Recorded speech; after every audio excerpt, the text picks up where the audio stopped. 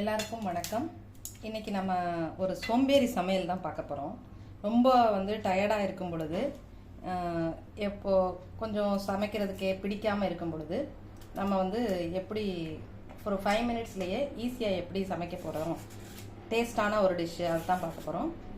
நீங்கள் ஒரு வெள்ளரிக்காய் எடுத்துக்கோங்க. எடுத்துகிட்டு இந்த மாதிரி ஃபஸ்ட்டு தோலெல்லாம் சீவிட்டு நம்ம அதை கட் பண்ணி எடுத்துக்க போகிறோம். இப்போ நம்ம ரஃப்பாக ஒரு சின்ன சின்ன துண்டுகளாக நம்ம மிக்ஸி ஜாரில் போடுற அளவுக்கு இருக்கிற மாதிரி கட் பண்ணி எடுத்துக்கலாம்.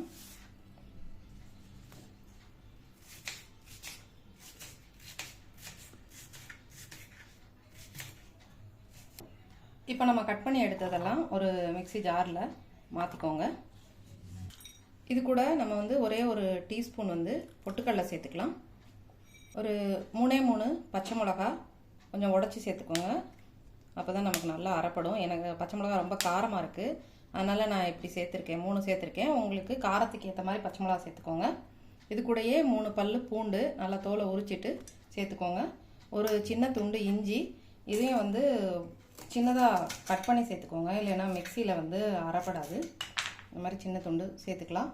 இதில் தேங்காய், இந்த அளவுக்குரிய தேங்காவை ஒரு சின்ன துண்டுகளாக கட் பண்ணி சேர்த்துக்கோங்க. இதை நீங்கள் துருவி கூட சேர்த்துக்கலாம். நான் இன்றைக்கி சின்ன துண்டுகளாக கட் பண்ணி சேர்த்துருக்கேன். இப்போ இது கூட நம்ம உப்பு போடணும். இதில் கல் உப்பு தான் சேர்க்குறேன்.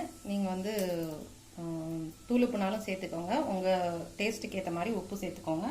இப்போ இதை நம்ம நல்லா அரைச்சிட்டு வந்துடலாம். ஃபஸ்ட்டு இப்போது மிக்சியில் நல்லா நம்ம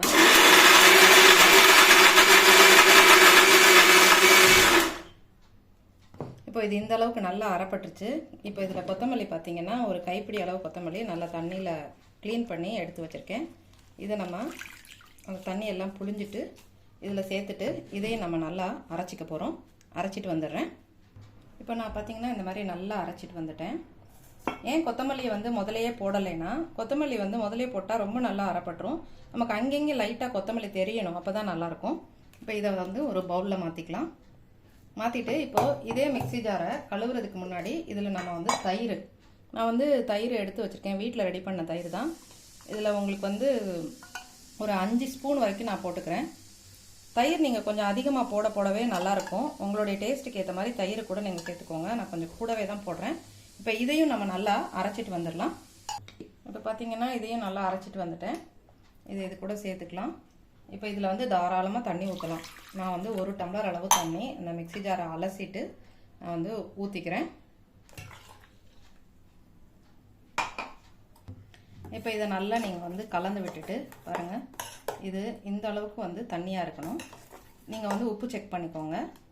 எனக்கு கொஞ்சம் உப்பு பத்தலை, நல்லாயிருக்கும். கொஞ்சமாக பிங்க் சால்ட் கூட சேர்த்துக்கோங்க. எனக்கு உப்பு பத்தலை, அதனால் சேர்த்துருக்கேன். நீங்கள் உங்களுக்கு எந்த உப்பு உங்கள்கிட்ட இருக்கோ அதை நீங்கள் யூஸ் பண்ணிக்கோங்க. பாருங்கள், இந்த அளவுக்கு தண்ணியாக வச்சுட்டு இப்போ நம்ம இதுக்கு தாளிப்பு கொடுக்க போகிறோம். இப்போ தாளிப்பு கொடுத்துடலாம். நான் இதில் ஒரு கடாயில் 2 ஸ்பூன் எண்ணெய் ஊற்றிருக்கேன். எண்ணெய் கொஞ்சம் காஞ்சிடட்டும்.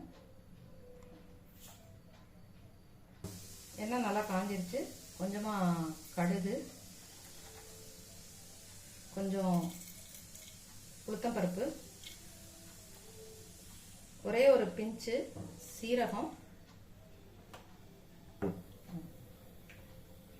இப்போது கடுகு நல்லா வெடித்த உடனே கொஞ்சமாக பெருங்காயம் போட்டுக்கோங்க. போட்டுட்டு ஒரே ஒரு காஞ்ச மிளகாய் உடச்சி சேர்த்துக்கிறேன். கொஞ்சமாக கருவேப்பிலை, நல்லா கருவேப்பிலையெல்லாம் பொரிஞ்சதுக்கப்புறம் லேசாக அதை வதக்கி விடுங்க. கருவேப்பிலை நல்லா பொரிஞ்சிடட்டும். உளுந்த பருப்பும் லேசாக வதங்கிடட்டும். இதில் கொஞ்சமாக சின்ன வெங்காயம் கட் பண்ணி சேர்த்துக்கிறேன். எல்லாமே நல்லா செவந்துடட்டும். இப்போ நம்ம இதை நம்ம ரெடி பண்ணி வச்சுருக்கிற டிஷ்ஷில் ஊற்றிடலாம்.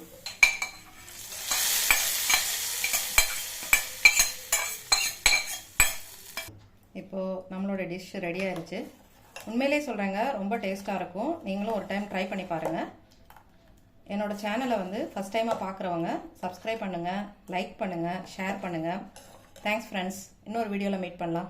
சுட சுட சாதத்தில் நம்ம செஞ்ச வெள்ளரிக்காய் பச்சடியை இதில் நிறைய ஊற்றிக்கணும்.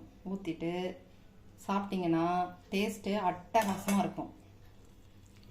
நல்லா கலந்துட்டு சாப்பிட்டு பாருங்கள். தேங்க்யூ.